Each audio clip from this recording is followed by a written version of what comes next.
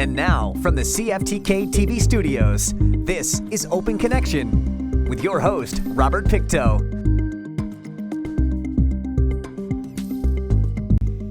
Welcome to Open Connection. I'm your host, Robert Pictou. Our show today comes to you from the traditional and unceded territory of the Tsimshian people.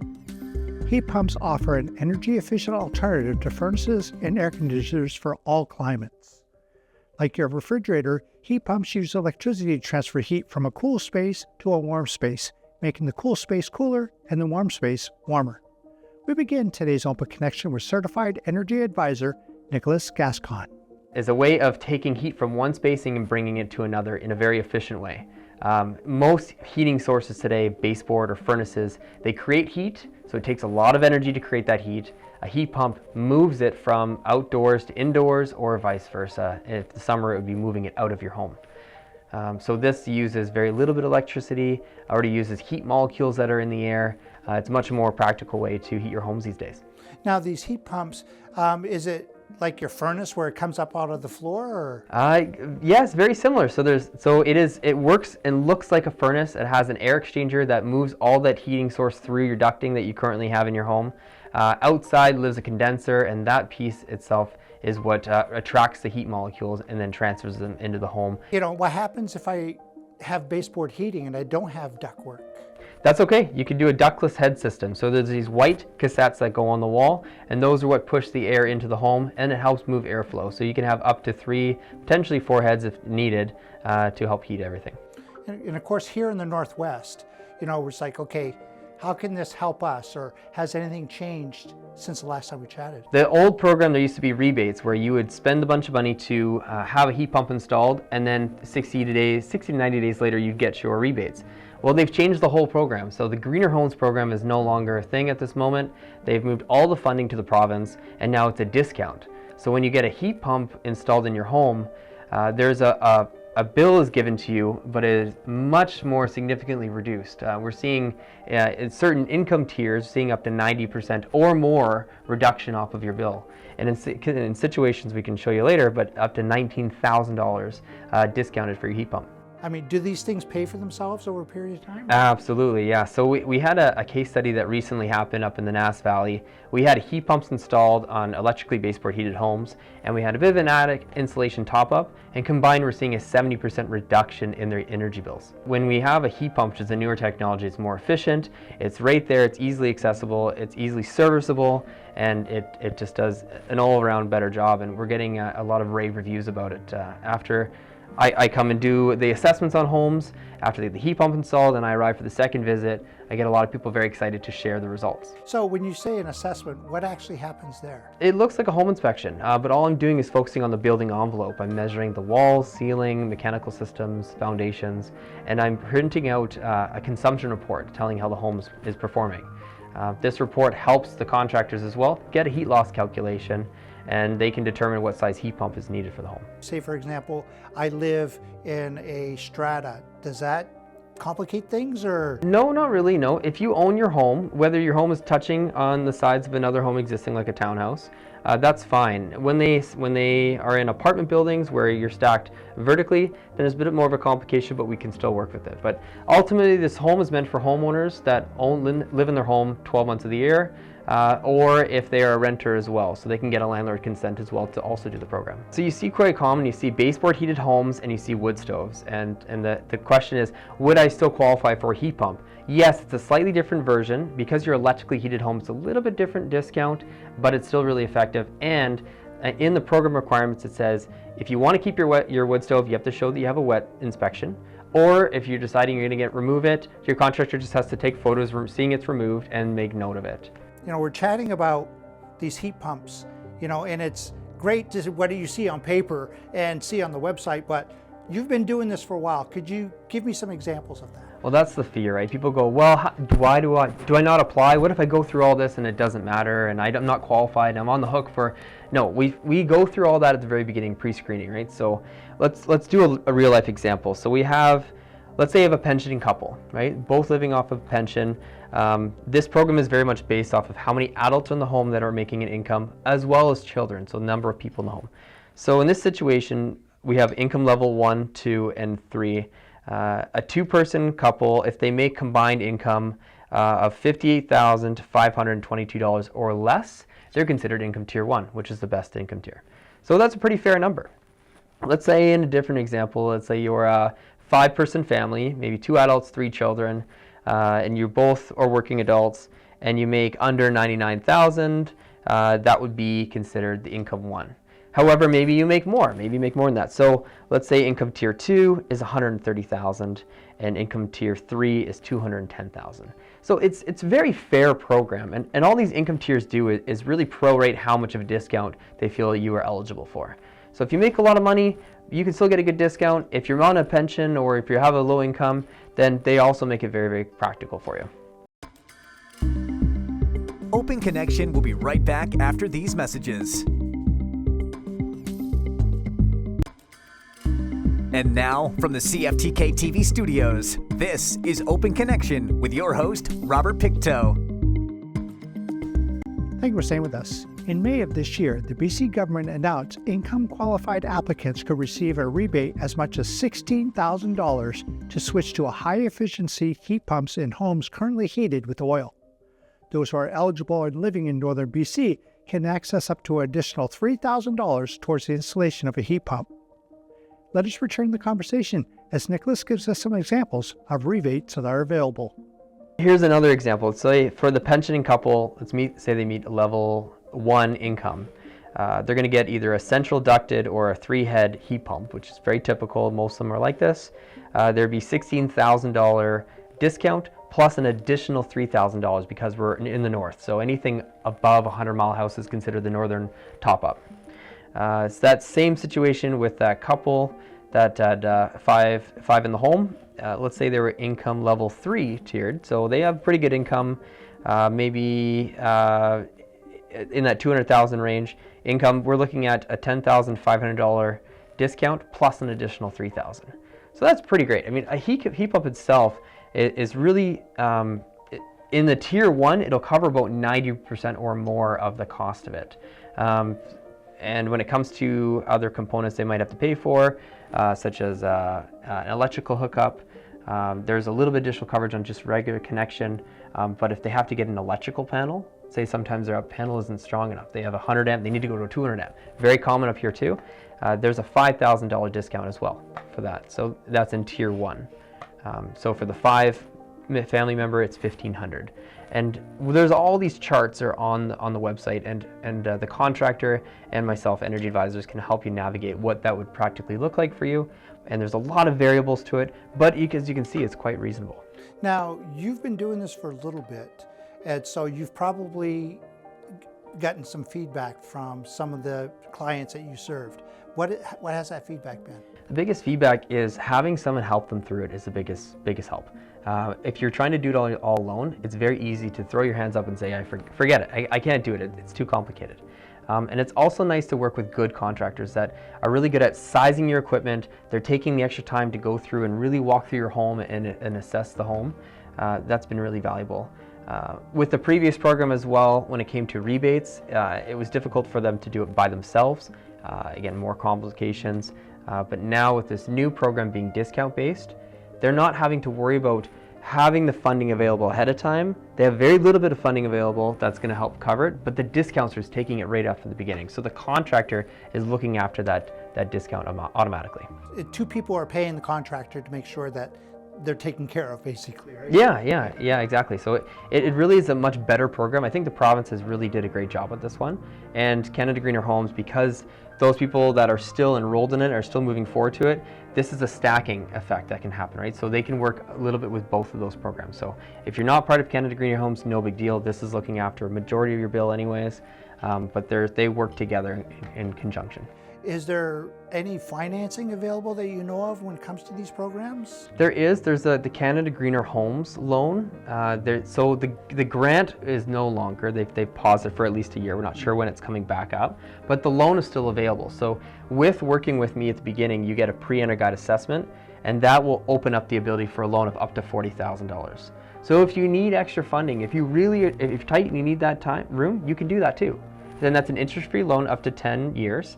Because baseboard heating, they're really great if you sit on top of them. That heat just pools in that area, right? Versus a heat pump is different. It has a fan that flows that air through the home, just like central ducting, even if it's a ductless system. And it has air purification, it has dehumidifying properties, it has cooling in the summertime. It's just a nice, well-rounded package. This is the technology that everybody's using across the world right now, and it's been fabulous.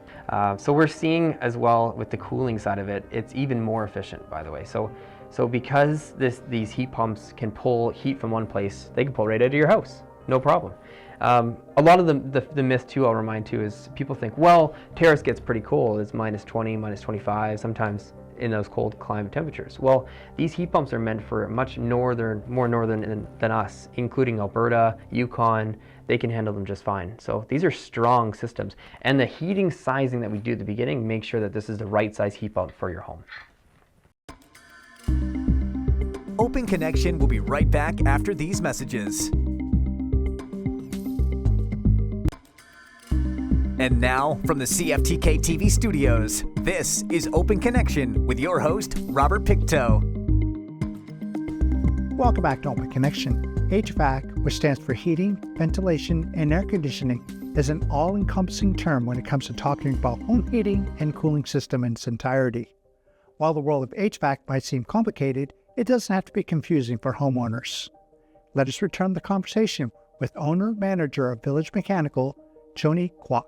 My husband's name is Sean, and he's the technician. He studied in Alberta, got 3 trade tickets, his HVAC, refrigeration, his electrical, and his gas fitting. And myself, I was always very entrepreneurial minded. I always thought somehow, somewhere, I'd be working somewhere in developing a business. And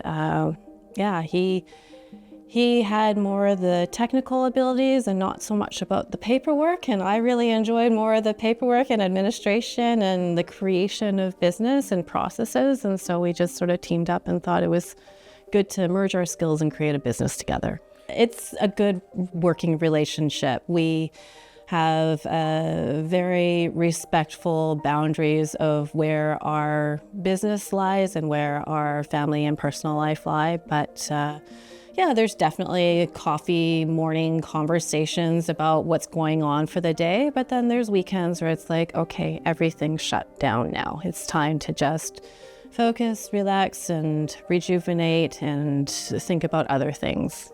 You know, usually when we think about, HVAC or air conditioning and heating, we think of, it's like, okay, it's just an air conditioning unit. But that's not really the case here in the north. Things are a little different. Things are definitely a little bit more different. We don't have super hot environment, although this last week could be a little bit different, thinking about the humidity and the 30-degree temperatures is definitely something more to consider about getting air conditioning systems. And then, of course, the heating up in the north, we have cold temperatures, minus 30 degrees, with wind chill, it gets even colder. In terrace, maybe not so much, but as you go further and further north, then there's a lot to consider to make sure your home is properly heated and cooled. What would be a typical house call for Village Mechanical? Right now, just talking about the energy savings program, we are HPCN contractors, which is a required membership in order to be rebate eligible. So those who are looking to be part of the energy savings program and maximize on those rebates, they need to work with an HPCN contractor. We are one of them, and so the majority of the calls that we get are for these new heat pump installations. And so when people call us, they're asking a lot about rebates and how to even apply for them, how to gain access to them. And I support them by, referring them over to Nick, and together he and I help to support these clients to getting these new cold climate heat pumps into their home. Then there's questions around, okay, well, what size heat pump do I need in my home? And a lot of that goes back to getting what's called a heat loss calculation. And that is one of the most important factors of getting new equipment, any sort of heating and cooling equipment in a home. Because you could have a 1,000 square foot home, two identical 1,000 square foot homes that look pretty much the same. But once you do the heat loss calculation, one could need a 4-ton unit and the other one could only need a 2-ton unit. And that has a lot to do with the windows, the doors, the insulation, and air seepage. And so the heat loss calculation is a scientific method that helps to really understand what's going on in the home. Now, the houses that we get here in the north, let's be honest, most of them are a little on the older side. Oh, they are definitely on the older side. And there's definitely been some very creative ways of putting heating and cooling systems in homes. And so that's another piece that we look at very carefully. If we're replacing a furnace with the new heat pump, we check in on what's called airflow measurements and static pressures to ensure that the ductwork is able to properly handle the airflow that a heat pump needs to properly work in a home. We also offer customized ductwork to ensure that everything is working correctly within a home. Now, a lot of times, some of the homes have like electric baseboard heating. What do you do in those situations? So in that case, you can put in what's called a ductless multi-split or ductless mini-split. And that's where you have your outdoor unit hooked up to multiple heads around in your home. So you might have one in your main living room, one in your basement, one into your main bedroom. If you're a 3-level home with your basement, your main level, and an upper level, then you'll have at least one head on each level. And you'll just strategically place them around the home and they'll work together to properly provide even temperature throughout your home. Open Connection will be right back after these messages. And now, from the CFTK-TV studios, this is Open Connection with your host, Robert Pictou. Today's heat pump can reduce your electricity use for heating by approximately 65% compared to electric resistance heating such as furnaces and baseboard heaters. High-efficiency heat pumps can also dehumidify better than standard central air conditioners, resulting in less energy usage and more cooling comfort in the summer months. In this final segment of Open Connection, Joni shares some examples of installation. So that's where we have to look at where those pipe runs go typically along the outside of a person's home, but sometimes we run into decking or random placements of where a chimney is. And so we might have to go either underground if they have a crawl space sort of area or in their attic just to be able to get from one side of the home to the other side of the home. The other thing that we consider is making sure that the outdoor unit is placed in such a way where it's not under a bedroom window or it's not by a walkway, just so that you also don't get that sort of humming noise, and which can be a little bit distracting. It's still really, really quite quiet, but you can still hear a little bit of a hum. So we just make sure that these units are placed in such a way where they're away from bedroom units as well as walkways. Ed, what's some of the feedback you've been getting from your customers? Just how wonderfully even temperature these homes, these heating systems are.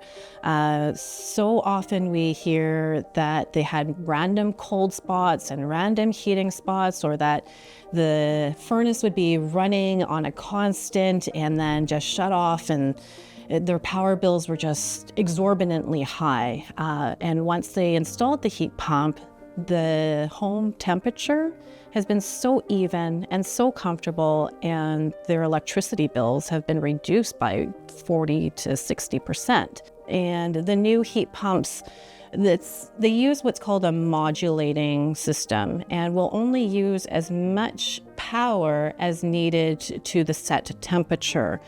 In this case, if it's only 10 degrees outside and you only need a little bit of heating, it will only use as much power needed to reach that point, and it will also work at a steady pace. So you might hear it on for a significantly longer period of time, but that's to maintain a steady, even temperature for your home rather than this 100% on and then off. Another thing that has been a concern from clients is that because we are in a cold climate, that they don't work in cold climates and that they're really scared to replace a gas furnace. In this case, the cold climate heat pumps, the technology has gotten so much better in these last few years. It can work and replace a furnace.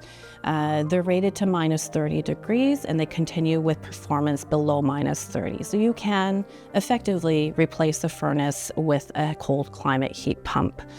The other benefit with a heat pump is that it's two systems in one. You also get air conditioning with the heating. So you don't have to buy a separate air conditioner to set on top of your furnace. This whole system replaces your air conditioning and separate furnace as one entire system. The other benefits for a heat pump is that it has better air filtration and humidity control. So in your home, you're going to have less allergens and pollens and dust, as well as if you have any mold issues, it'll have better control over that humidity in your home. Would you kind of put it on a schedule of kind of like what you do with your smoke alarms? It's like, kind of check it twice a year or more often? Yeah, you definitely want to check your air filters. What we put in are these 5-inch MERV 11 air filters. So they're significantly thicker, they can handle a lot more, but it really is going to depend on what's going on in your home. Do you have kids and pets, and are you in an outdoor environment with lots of trees and plants and all of that, or are you in an area with not so much stuff going on where there are no kids? In that case, you probably don't have to change the air filter as much. What we recommend is just check on your air filter every few months and see how it's doing, and if you're ready, if it looks like it needs a change, then definitely check it. At a bare minimum, once a year. You mentioned earlier there was HPAC, is it? HPCN, Home Performance Contractor Network. And so, it sounds like that certification is something that people should look for when it comes to. What it does is it ensures quality installation. For us, we believe it's really important when choosing a contractor that you're looking at what kind of quality parts are they putting in. Is the copper piping that's insulated UV resistant or UV rated? Is their outdoor unit being placed on a stand? What sort of follow-up support are you receiving after installation? So these are some of the things that as HPCN contractors, we support with our clients, and that is also part of the membership requirements. The additional thing is with an HPCN contractor, we also we offer a 1-year labor warranty after installation. Thank you for joining us for this episode of Open Connection. The greatest distance in the existence of man is not from here to there, but the connection from his mind and heart. If we can conquer that distance, we can soar like an eagle and realize our immensity within. I'm Robert Pictou.